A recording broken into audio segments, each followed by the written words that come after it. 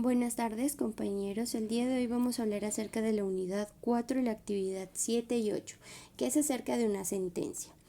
El día de hoy les voy a presentar una disfonía crónica de una docente. Antes de empezarles a exponer, les quiero compartir a ustedes acerca de la Ley 1562 del 2012 y el Decreto 1477 del 2014. La ley 1562 del 2012 define como enfermedad laboral aquella que es contraída como resultado de la exposición a factores de riesgos inherentes a la actividad o labor o del medio en el que el trabajador se ha visto obligado a trabajar. El Gobierno Nacional determina en forma periódica las enfermedades que se consideran como laborales y en los casos en que una enfermedad no figura en la tabla de enfermedades laborales. El decreto 1477 del 2014 demuestra la relación de la tabla de enfermedades y será reconocida como enfermedad laboral teniendo en cuenta los siguientes términos o diagnósticos. Cuenta con los 5 factores de riesgos ocupacionales a tener en cuenta para la prevención de enfermedades laborales en todos los ámbitos. Siguiendo con les voy a presentar acerca de una disfonía crónica que sufrió una docente de la ciudad de Bucaramanga. La docente solicita una indemnización por pérdida de capacidad laboral y el Sistema General de Riesgos Profesionales lo vuelve a revalorar el caso con el fin de justificar, ya que ella solicita la indemnización y la invalidez total, ya que ella pierde un 95% de su voz. Y ella está catalogada como una disfonía crónica con incompetencia. En este caso lo tenemos que aun cuando fue calificado como origen profesional por parte del médico laboral en su momento, lo tenemos que no fue catalogado en sí, sino que lo volvieron a revalorar, a pesar de que a ella se le anexó las causas entre la enfermedad adquirida. Esto está pues en la disfonía y el síndrome vertiginoso que aparecen en la tabla de enfermedades laborales. Con el ejercicio de las labores propias y en este cargo, ella demuestra que la institución en la que ella trabajaba no contaba con los implementos y nunca le brindaron a ella una capacitación o formas de descanso en los que ellos debería de dictar clases. También tenemos que no es aplicable por cuanto según pues para ellos el artículo 4 expuso a los empleados públicos de su ámbito de regulación porque resulta legítimo para las entidades encargadas del conocimiento de la pensión, el procedimiento de la revisión de la invalidez. Entonces para ella no deja así de pasar esto por alto porque pues ella automáticamente perdió su voz. Así pues se puede concluir que no es viable o pues según en ese momento otorgarle la indemnización por la calificación de la enfermedad profesional. Entonces ella hace una demanda, en este momento, hace una demanda al Ministerio de Educación Nacional y al Fondo Nacional de Prestaciones Sociales del Magisterio, por el cual establece si es viable reconocer a la docente la indemnización y enfermedad profesional que ha sido vulnerado en una pérdida pues de su capacidad laboral del 95.5%. En este manifiesto no existe suficiente material probatorio que permite determinar con la exactitud la fecha en que se originaron todos estos procedimientos. Me refiero a que en ese momento ella no presentó con su anterioridad, como decirlo, sus capacidades laborales, o sea, como decir, ella durante sus clases presentó dificultad, en algún momento quedó disfónica, no pudo seguir dictando su clase, no tomó sus descansos. Entonces, por no haber sido reportado con anterioridad por parte de ella esas dificultades, el ministerio lo vuelve a revalorar. Entonces de ahí se nos desata un problema jurídico en el cual el empleador vuelve a retomar la señora Jennifer Espinosa por la indemnización por enfermedad profesional,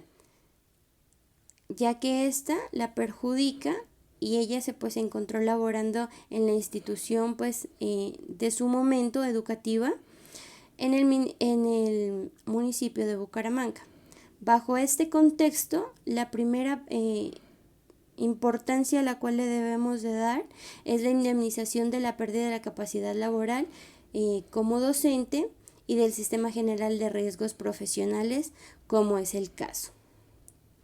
Pues bien, para resolver este puntaje y la sala cuenta con los siguientes elementos probatorios, hacen la revaluación del porcentaje de pérdida de la capacidad laboral. En esta escala a ella se la califican de 49 al 45, en el cual en el momento de la indemnización estos meses ingresan a una base de liquidación. Del 49 al 45 está de un 24 hasta un 22. Pues bien, en ese momento en la sala se conserva el anexo y la señora Josefina Espinosa entregó por la calificación del médico laboral pérdida de capacidad laboral, en donde se determina que una pérdida de la capacidad evidencialmente originada por su profesión, por lo cual solicitó que fuera pensionada con anterioridad a lo dispuesto del decreto 1848 de 1969 para el efecto que dispuso el artículo 14. En esta tenemos la indemnización por su enfermedad profesional. Asimismo, se estipulan los afiliados del Fondo Nacional de las Prestaciones Sociales del Magisterio, creado por la Ley 91 de 1989, cuyas prestaciones a cargo serán compatibles con pensiones o cualquier clase de remuneración. En ese fondo serán catalogados pagos de bonos, pensiones, todo lo que ella necesitara. Entonces, con esto queremos concluir a que al nuevamente ser revalorada esta sentencia, ella puede ganar el caso y le van a dar la indemnización. A esto podemos hacer un análisis de la cuestión que allí se hace referencia al artículo 279 de la Ley 100 de 1993. Se predica respecto a los docentes afiliados al Fondo Nacional de Prestaciones Sociales del Magisterio, creado por la Ley 91 de 1989. Por ende, se debe entender que tal exposición solo se refiere a las prestaciones a cargo de ese fondo y no a la pensión cuyo reconocimiento está en cabeza de la Caja Nacional de Prevención Social. Así las cosas, y la sala considera que los docentes que han accedido a la pensión y no expuestos a la realización de las cotizaciones con el sentido del sistema de seguridad social, por ende son afiliados al régimen contributivo de este sistema. Al no tener lo dispuesto en la manera, en el literal A, como mirábamos al principio, el artículo 157 de la Ley 100 de 1933, la sala constituye que en el sistema profesional por el Tribunal Administrativo de Santander, si está bien incluir y casual, dar la revisión del literal B, que es la información donde tenemos de que ella nuevamente vuelve a ser reevaluada por el médico laboral.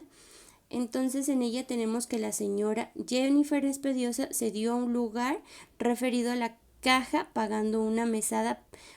pagándole una mesada pensional superior a la determinada por la ley, ya que en este caso se cometió con ella un error, podríamos decirlo así. Entonces en ella nuevamente la revalúan y por este fallo, según el Código Sustantivo del Trabajo, a ella le vulneraron algunos de sus derechos y ella nuevamente tiene que ser restituida. Y es en este entonces cuando la Corte Constitucional del Consejo esta ya ha sido pacífica en considerar que el recurso extraordinario y revisión contribuyente, a una excepción del principio de la inmunidad de las sentencias, pues permite cuestionar la firmeza de la sentencia ejecutada con el fin de corregir los errores ilustrados que se llevaron pues en ese momento de la sentencia. Como conclusión, en este tema podemos mirar que dentro del ejercicio de la aplicación de las normas jurídicas vigentes que regulan los supuestos procedimientos y requisitos para el conocimiento de las prestaciones económicas relacionadas con el estado de la incapacidad, de invalidez y entidades para efectos del presente estudio, con el subsidio por incapacidad y la pensión de invalidez de origen común, se han hecho presentes novedades pues de naturaleza jurisprudenciales, orientadas a ser extensos con efectos de tales regulaciones de los aspectos esenciales de un lado, vía que la interpretación de los textos normativos que tienen a ampliar el contexto original del previsto, y por otro lado la vía de ampliación de los espectros de la protección por el reconocimiento de las prestaciones económicas. En los casos en que se conllevan en el mensaje derechos de cargar fundamental a las situaciones en que, así como la acción de la tutela, cuya competencia se ha asignado a todos los jueces de la República, para quienes el presente judicial se conviene como obligatorio en los términos de la sentencia. Eso sería todo, compañeros. Entonces concluiríamos que al realizar esta sentencia y al